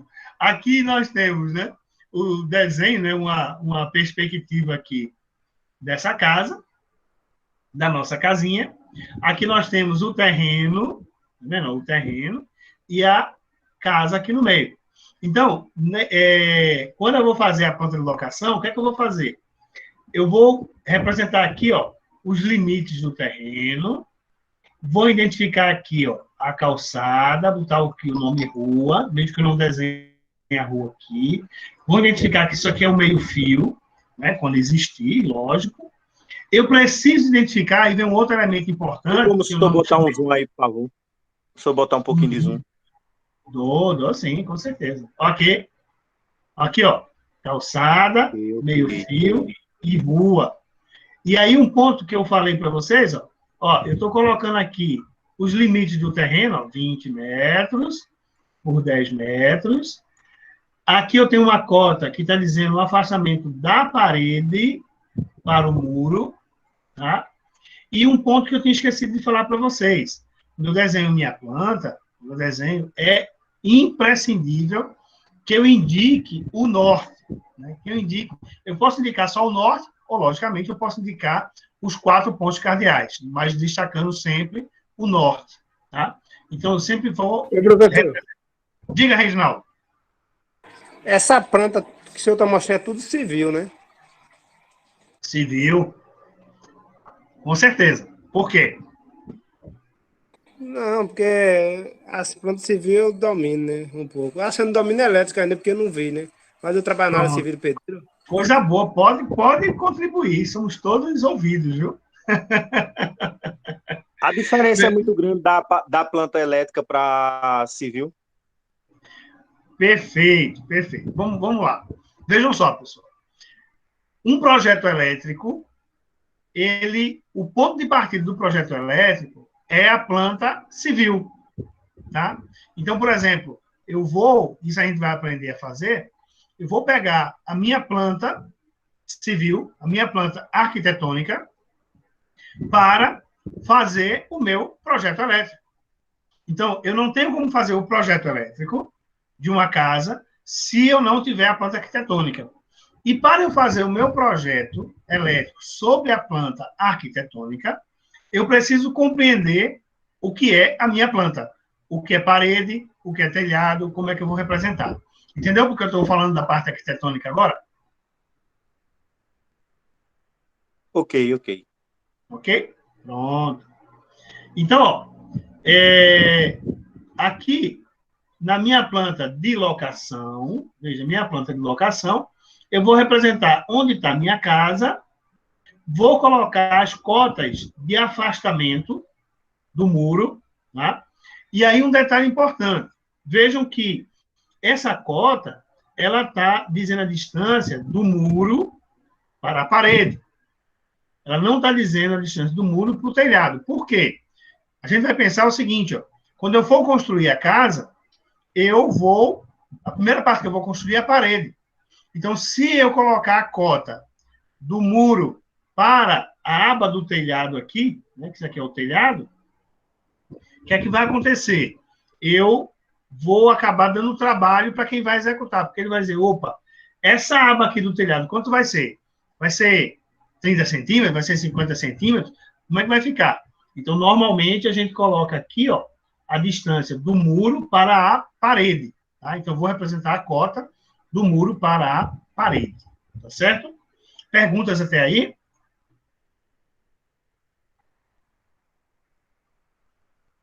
Veja, vamos falar agora da planta baixa.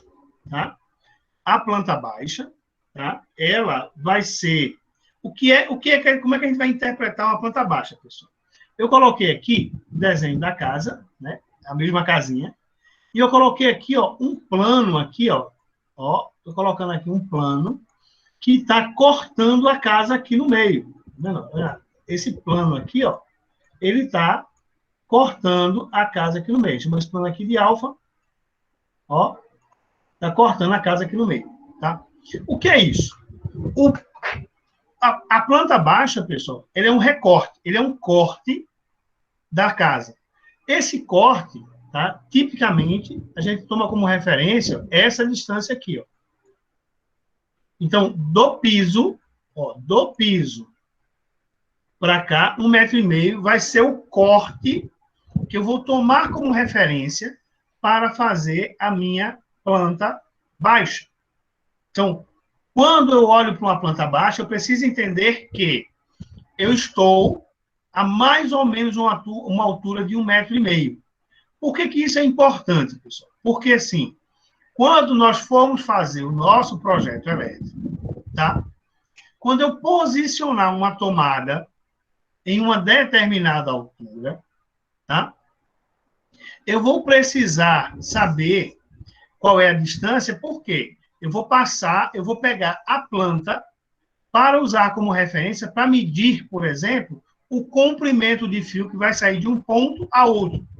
De uma lâmpada que está no teto até uma caixa que está no teto, até uma tomada. E aí eu preciso lembrar que a minha planta, ela está numa determinada altura, e eu preciso levar em consideração essa altura, tá? Se for uma tomada média, tá entre 1,20 m e 1,50 m. Se for tomada baixa, 30 centímetros a 50 centímetros do piso acabado. Se for tomada alta, em torno de 2 metros de altura, tá bom? Ô, professor, eu tenho um amigo meu que é engenheiro civil, ele disse que assina planta elétrica também. Pode assinar? Meu amigo, olha, isso é uma briga enorme. Tá? Eu tô ligado. É uma briga não, professor. Não é briga, não tem briga mais não. Hoje não pode mais. Hoje não pode. A lei não permite. É só quando era o CREA podia. Quando os eletricistas faziam parte do CREA. Hoje, agora é CFC agora, né? Acabou para o engenheiro civil. Né? Quem mamou para os eletrotécnicos, né? Futuros eletrotécnicos. Vejam só, pessoal. Infelizmente, o engenheiro civil pode sim assinar a planta elétrica, tá? Ele tem uma limitação na potência, mas ele pode sim, tá? O que o engenheiro civil não pode fazer é projeto de subestação, tá? Projeto de subestação, projeto de entrada de energia, quem assina é o engenheiro eletricista. Mas, infelizmente, o engenheiro civil, ele assina a planta elétrica. Aí, por exemplo, Então ele pega a mesma quantidade de KV que a gente pode utilizar, o técnico, né? Sim, ele pode, tá? Veja, eu digo infelizmente, pessoal, por quê? Porque existe uma filosofia aqui no Brasil de um profissional faz tudo, né? Profissional que faz a planta, que faz a hidráulica, que faz a elétrica, que faz o projeto do telhado, e sai fazendo. Então, o que acontece? O que acontece? Isso acaba gerando, tá? Isso acaba gerando desemprego. Por que desemprego? Porque, assim, se cada um fica dentro de sua área, cada um fica dentro da sua especificidade, tem emprego para todo mundo. Se uma pessoa faz de tudo, né, se você tem um profissional que faz de tudo, você acaba diminuindo a oferta de trabalho no mercado e um outro detalhe. Veja, quando você é especialista em algo, normalmente você faz a coisa com esmero e com muita qualidade. Quando você, vou pedir licença até aqui ao Reginaldo, tá? É pedreiro, pintor, encanador, eletricista, bombeiro hidráulico, alguma dessas coisas você não faz direito. Me perdoe aí se tiver alguém aí dentro do grupo. Mas alguma coisa você não faz É direito. verdade, é verdade. Porque ninguém é bom em tudo, tá? Então, assim, da mesma forma que o engenheiro civil pode assinar plantas elétricas, aí, um diagrama elétrico de uma planta, de uma casa e tudo mais, eu, como engenheiro eletricista, eu posso assinar o projeto de um prédio até 3 andares. Porém, eu não assino. E eu não assino pelo mesmo Olha, motivo. rapaz, ele disse que o engenheiro elétrico não podia, não, assinar, não, um Pode, negócio de. pode, Professor, tá nas regras do CREA. ô Tá? professor, Tome, eu não queria nem saber disso, agora ele se pegou em média na minha mão. professor, eu Diga. tenho um colega que é engenheiro civil. Ele falou para mim que antes ele podia assinar projeto elétrico. Assim, ele falou, não, Reginaldo, é porque a gente estuda um pouco, um bimestre, um semestre de elétrica ainda na faculdade, quando ele faz engenharia, eles estudam engenharia civil, eles estudam uma parte de elétrica, né? Mas é pouco. Então ele falou que, assim, a regra renovou e hoje, né? Ele não pode. Hoje ele não pode. Eu não sei porque ele falou isso, né? Ele falou Não, para mim que hoje ele não pode. veja, eu vejo assim, sabe, Reginaldo? Eu vejo e eu vou justificar como eu justifico no meu caso. Eu posso assinar planta civil até um prédio de 3 andares, mas eu não assino. Por quê? Porque no meu curso de engenheiro eletricista, eu não vi absolutamente nada de cimento, de estrutura, de viga, de laje. Então, assim, eu não vi nada disso. Então, eu não vou colocar nem a minha vida, nem a vida de ninguém em risco, assinando um projeto que eu não tenho competência para ele. Eu não tenho vergonha de dizer isso, não. Da mesma forma, o que o engenheiro civil estuda de eletricidade no curso de engenharia civil é muito pouco. São 6 meses, entre aspas, que dá em torno, tá? Pronto, ele dá mais ou menos 60 horas, ou seja, essa disciplina de desenho que nós estamos vendo, ela tem aproximadamente 40 horas e é o que ele vai estudar de eletricidade em 6 meses, 60 horas, um pouco mais do que 40 horas. Então, assim, na minha visão, a minha interpretação, quem está falando é Josenildo, tá? O engenheiro civil, por formação, ele não tem a competência para assinar um projeto elétrico, tá? Porém, isso não significa dizer que ele não possa. E eles são inteligentes, óbvio, né? Que não possa se debruçar sobre um livro, estudar, entender e fazer um projeto elétrico. Porém, do ponto de vista de mercado, é ruim por quê? Porque se você tem um profissional que faz a parte civil, que faz a parte elétrica, que faz a parte hidráulica, faz a parte de incêndio, faz a parte um só profissional, a empresa vai dizer, eu vou contratar esse cara, ele vai trabalhar por 6 e vai ganhar por meio. Não é nem por Mas é um, o que eles pensam, né? É o que eles pensam, né? Eles dizem, vou contratar esse cara que trabalha por 6 só vou pagar 1, né? O que eles fazem? É exatamente isso. Então, esse é um problema que tem que se discutir com o governo, tem que se discutir com o mercado, para que a gente possa chegar num ponto de equilíbrio. Vários países, tá, pessoal? Aí a gente falou aí no início de Portugal, Por isso que eu vou para Espanha. Portugal. Por isso que eu vou para lá. Portugal, Espanha, Alemanha, esses países, eles são muito restritivos com o profissional. O profissional, ele deve atuar naquela área. E aí você consegue gerar mais emprego para todo mundo e deixa a coisa equilibrada. Deixa eu responder a pergunta aqui do Érico. Érico está perguntando aqui se o técnico pode assinar até que potência. Veja, pela regra do CFT e pela regra do CREA antigo também, tá? O técnico, ele pode assinar um projeto elétrico até 800 kVA.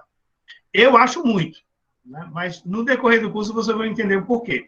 Eu acho a potência muito alta, tá? Mas o técnico pode assinar um projeto até 800 kVA.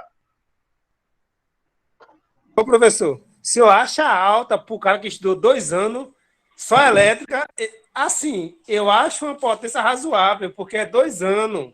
Não é 2 anos estudando elétrica, o cara, assim, vai entender de muita coisa. Porque tem faculdade que é 4 anos, vamos dizer, matemática é 4 anos, engenharia é 5. Então, eu acho que a potência é razoável. Reginaldo, a Nassau mudou, é 4 anos agora, viu? 4 anos de engenharia lá. Veja só, Reginaldo, a questão que eu digo que é muito alta, porque, assim, uma subestação de 800 kVA, ela exige o estudo, né, e a definição de parâmetros que não é abordado no curso técnico. Tá?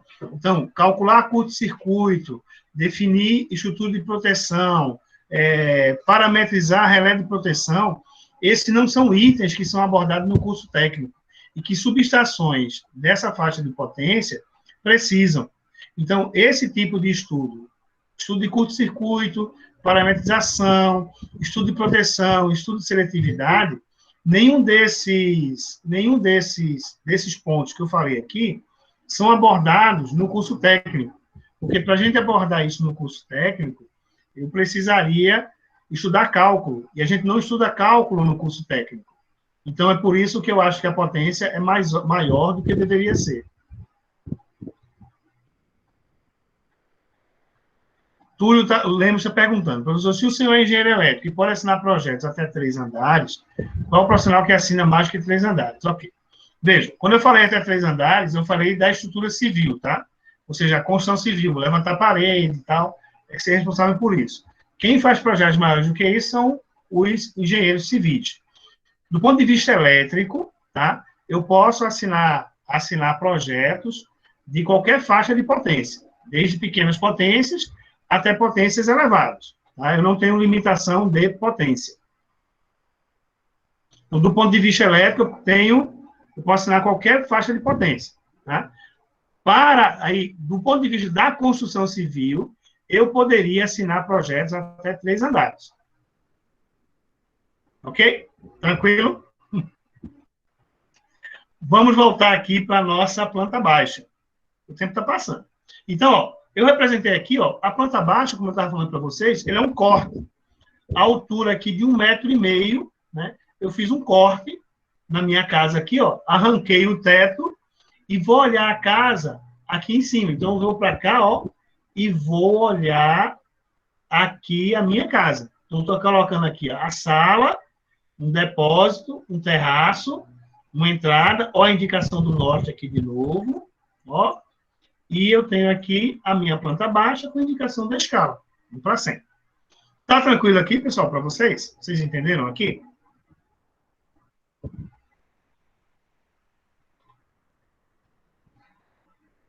Entendemos. Entendemos. Tranquilo. Maravilha. Tá beleza. Vejam, aqui eu queria chamar a atenção para vocês, que eu disse, ó, pessoal, quando a gente representou a parede embaixo do teto, né, na planta do telhado, a gente representou a parede tracejada. Né, a gente fez o contorno externo da parede tracejada.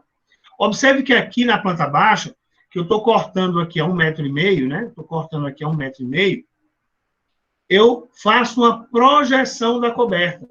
Tá? Então, eu também faço a projeção, ou seja, ela está acima da minha planta, e aí eu vou representar ela também com linha tracejada, que é para indicar o telhado aqui. Tá? Então, vejam que a interpretação do desenho ela é necessária para que eu, na hora que eu vou fazer um projeto, eu consiga identificar tudo o que é necessário para que o projeto saia de acordo com o deve. Tá bom? Então, na minha planta aqui, ó, eu fiz uma projeção da coberta. E essa projeção, ela vai estar tracejada também. Perfeito? Aqui embaixo, tá? Eu tenho a sala, depósito, terraço, né? Uma casinha, pode ser um escritório qualquer.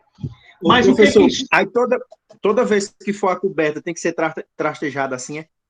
Se você estiver vendo a coberta, quiser representar a coberta na planta baixa, ela será representada porque ela está acima do plano onde aparece a planta.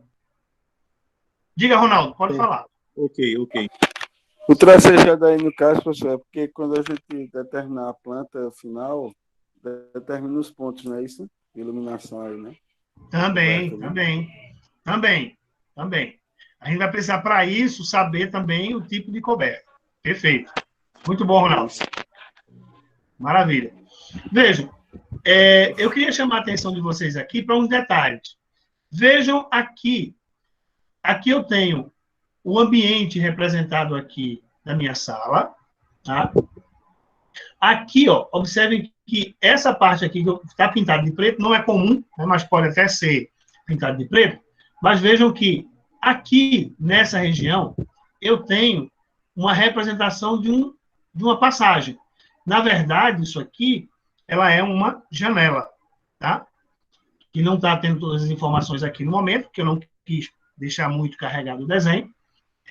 Essa abertura aqui é uma porta. Normalmente, né, por padrão, a porta vai ser representada sempre assim, ó, com essa abertura aqui, tá? Então, você tem uma porta aqui. E aqui você tem uma outra passagem, uma janelinha pequenininha, tá? Dependendo da altura onde essa janela for aparecer, se ela estiver acima de 1,50 m, eu vou representar ela também com tracejado, tá? Um detalhe aqui se eu passar alguma coisa pelo solo, eu também vou tracejar. Mas vai ser muito tracejado. Aí, justamente por isso que a gente, nas plantas, a gente coloca algumas legendas. Então, por exemplo, eu vou representar que esse tracejado é do telhado. Aí, por exemplo, se eu tiver um tracejado aqui no piso, eu boto um tracejado diferente, pode ser um traço maior, um espaçamento maior, ou, se for necessário para não confundir, eu uso uma linha traço-ponto, que é para identificar que uma coisa é telhado, outra coisa, por exemplo, é um tubo, um eletroduto que vai passar no piso. Então, normalmente, a gente vai usar linhas com a padronagem diferente para que eu possa representar adequadamente cada componente. E, complementando a isso, eu coloco, além disso tudo, informações textuais, que é para não ficar dúvidas em quem olhar para a planta. A planta, quando você fizer uma planta, ela tem que ser interpretada corretamente em todos os seus aspectos. Tá? Um outro elemento que aparece aqui, tá? Vejam que, deixe-me ver, essa não vai ficar muito tranquila para entender, mas vejam que aqui na porta aparece uma linha, tá vendo? Tem uma linha aqui e tem uma linha aqui, tá? O que é que vai representar essa linha? Se não tiver essa linha, tá? Se não tiver essa linha, significa dizer que este piso e este piso, eles estão alinhados, estão no mesmo plano, tá? Quando eu tenho essa linha aqui, fora, eu estou dizendo que este piso e este piso estão em níveis diferentes, tá? Normalmente, né? Como é que é, professor? Como é que é? Veja, você está vendo essa linha, Lucas, aqui? Essa linha? Estou vendo. Se essa linha não existisse, esse piso e esse piso estavam assim. Ok? Então no mesmo, estão no mesmo piso, estão no mesmo plano. Não tem diferença de altura. Se não tiver a linha. Se eu colocar a linha aqui, esta linha aqui, tá? O que é que vai identificar? Vai identificar que esse piso aqui, normalmente ela vai identificar que esse piso ele é mais baixo, tá? Mais baixo do que esse piso. Então, por exemplo, aqui pode estar no mesmo nível da rua, por exemplo, e aqui, essa sala, com essa indicação aqui, pode estar um nível acima. Vai haver uma indicação própria para isso, tá? Mas essa soleira aqui, essa indicação aqui, essa linha aqui, identifica que esse piso é mais baixo do que o piso interno dos ambientes. Ok? Ok, agora eu entendi. Pronto. Então, por exemplo, aqui fora, né, normalmente, além dessa linha, observe que normalmente a linha está representada aqui fora, tá vendo? Então, aqui esse piso ele é mais, ou seja, o piso da rua, lá de fora, do quintal, tá? Ele vai ser mais baixo do que o piso do terraço. E aqui ele está me dizendo que o piso do terraço é mais baixo do que o da sala, somente pela presença dessa linha, tá? Então, é um detalhe que, quando você olha, você, opa, tem uma diferença ali no piso. Diga, Túlio, pode falar. Professor, para representar o contrário, tipo, Perfeito. o piso do terraço mais alto do que o da sala e do depósito. Aí, essa linha aqui estaria aqui dentro. Vendo? Essa linha está fora, esse aqui é mais baixo. E aqui mais alto. Essa linha está dentro, aqui dentro é mais baixo do que aqui fora. Tá? Beleza, Mas veja, entendi. normalmente vai ter um indicador, vai ter uma cota identificando isso no desenho, tá, pessoal? Vai ter uma cota que vai dizer, ó, esse aqui é piso 0, aqui é 10 centímetros, aqui é 20 centímetros, e assim sucessivamente. Normalmente você tem uma cota indicando isso. Mas, quando você não tem uma cota, você não tem essa medida, você usa desse artifício para dizer, ó, tem uma diferença de nível. Não sei qual é, pode ser uma diferença de uma cerâmica só, mas aí você representa ali, tá bom? Marcos Almir fez uma observação aqui. Aqui no Brasil, dificilmente um técnico vai ser responsável por um projeto que o CREA permite. Se o mesmo estudar além do que o curso exige, ele pode entrar em alguma indústria de grande porte para trabalhar na manutenção como técnico e na ferramenta. Olha, Marcos, é bem relativo, tá? Como eu falei, o técnico hoje, ele está no CFT, tá? Antes ele era no CREA. Mas mesmo quando ele estava no CREA, ele podia assinar, está no manual do CREA, assim como está no manual do CFT, que o técnico pode assinar projetos até 800 kVA, sem problema, tá? Então, o CREA permitia sim, tá? Tinha alguns entraves, mas permitia. O técnico também de edificações que eu estou querendo fazer, ele pode assinar até 80 metros quadrados. O de edificações eu não lembro qual é o limite dele. Eu pesquisei essa semana, é até 80 metros quadrados. Eu posso construir uma casa, assinar o projeto com uma casa de 80 metros quadrados. Pouco, né? Senhor? Achei pouco. Uma casinha, né? Uma casinha pequenininha. Uma casa pequena. Uma casa pequena, realmente. Eu confesso a você que eu nunca fui pesquisar, mas eu vou dar uma pesquisada também, e é bom ver isso no próprio CFT, tá? O CFT deve ter os manuais lá que deve estar disponível. Eu vou verificar isso, e amanhã a gente traz isso em pauta de novo para a gente discutir, tá bom? Bom, já são 9 horas, mas eu vou fechar essa apresentação aqui, tá? E a gente continua amanhã. Pode falar, Regina. Ô, professor, o CFT foi uma melhoria para os eletrotécnicos. Eu estava olhando sobre isso, passei uns 5 ou 6 dias olhando sobre isso, vendo na internet, no YouTube, tudo, pesquisando tudo sobre isso, baixei até as leis, né? As garantias, tudo.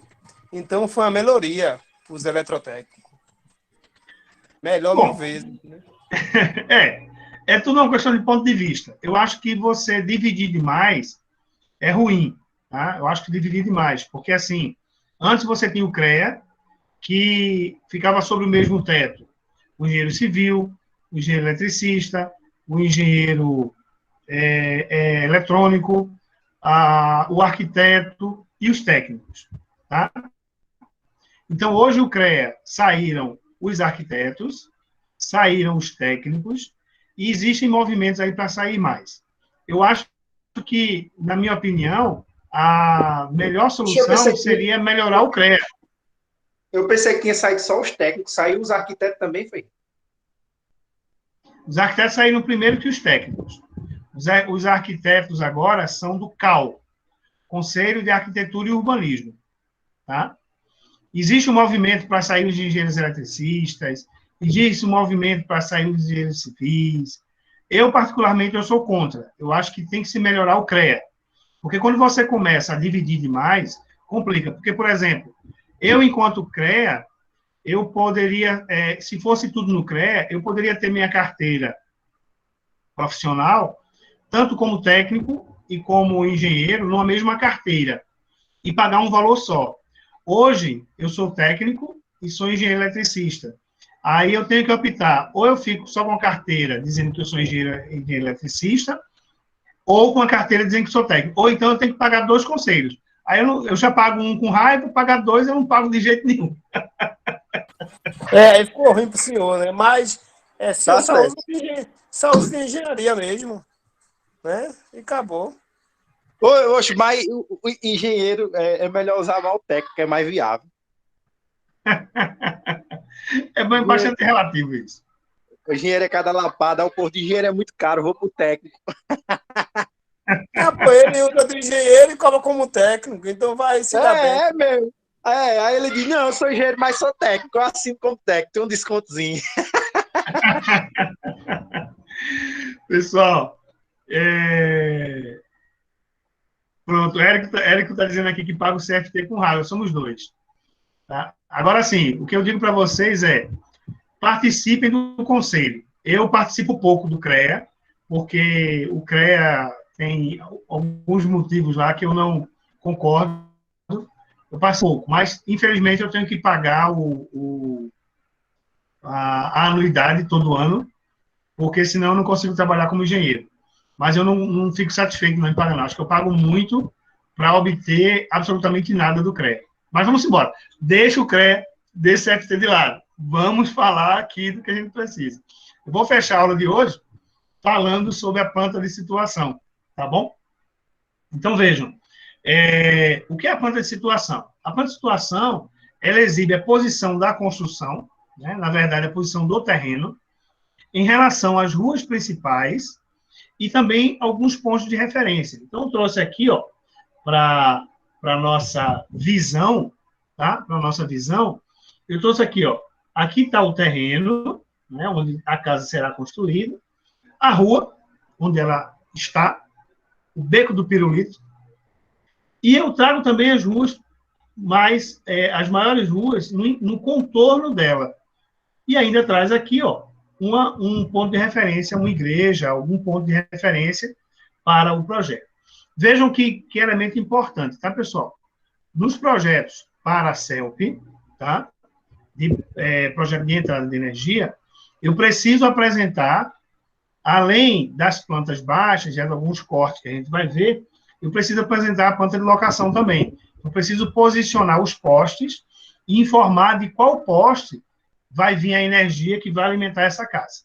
Tá? Então, a gente vai discutir isso aí ao longo dessa disciplina. Tá bom? Então, são 9 horas.